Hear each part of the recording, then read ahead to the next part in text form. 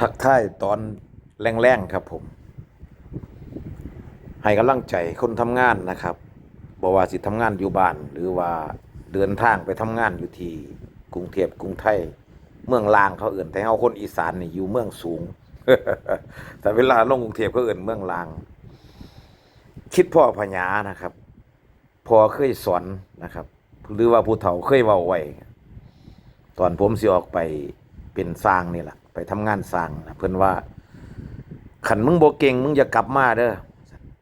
คิดพอก็เลยมาเว้าสู่พี่น้องฟังซึ่งมันตรงกับพญาว่าเที่ยวทางบ่สุดเส้นอย่าถอยหลังให้คนเหยียบ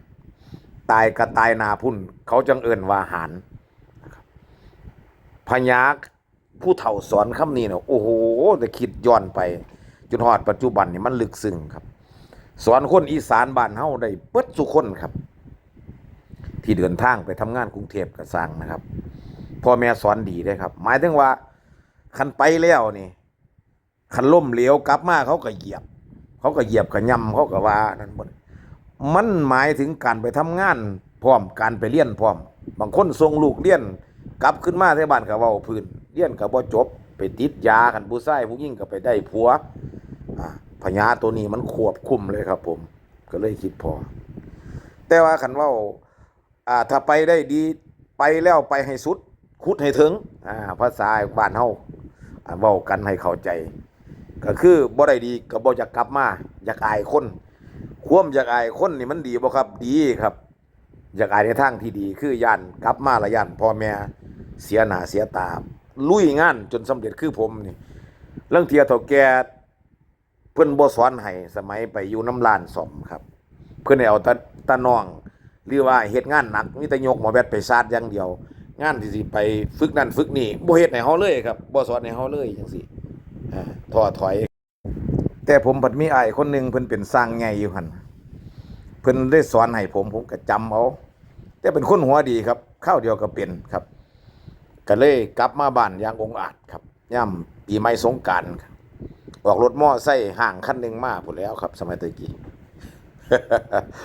อันนี้เว้าถึงชีวิตเจ้าของแต่ว่าพระพญาคำนี้นะครับผมสิแปลให้คน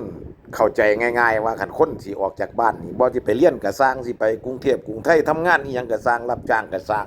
หรือสิไปทำอาชีพอีหยังก็สร้างเอาแบบภาษาบ้านเฮาผมตัดออกมาจากพญาออกมาว่าคนรักขาดหวังคนสร้างขาดโทษถ้าไปถ้าไปได้บ่ดีกลับมาก็เอาแล้วคันได้ดีคนรักก็ดีใจคนรักก็คือพ่อแม่พี่น้องหรือว่าผู้สาวเฮาหมู่นี่แหละครับคนสร้างก็ซุ่มข้างบ้านแท้บ้านเตรียมที่สิเหยียบย่ำล่ะครับเขาขาดโทษไว้คันกลับมาบ่ได้ดีกูว่าล่ะตัวมันไปส่งมาเรียนเฮ็ดหยังหรือว่า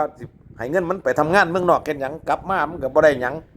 ไปเสียหน้ามาเสียเมียพุ่นว่านั่นแหละครับคนสร้างมันขาดโทษเขาต้องไปให้คนรักสมหวังคนสร้างขาดบ่ถึงอันนี้คือให้กำลังใจครับไปแล้วเฮ็ดได้ดีกลับมาก็เลยว่าโอ้ลูกพ่อใหญ่นั่นมันได้ดีของมันตัวละจังสันจังซี่ครับอันนี้ก็เลยมาบอกสู่กันฟังว่ามันมีความหมายครับเที่ยวทางบ่สุดสิ้นอย่าถอยหลังให้คนเหยียบตายกระตายนายพุ่นเขาจังเอิ้นว่าหารพญาอีสานบ้านเฮาโอ้คมมากครับเขากับชีวิตอย่างลึกซึ้ง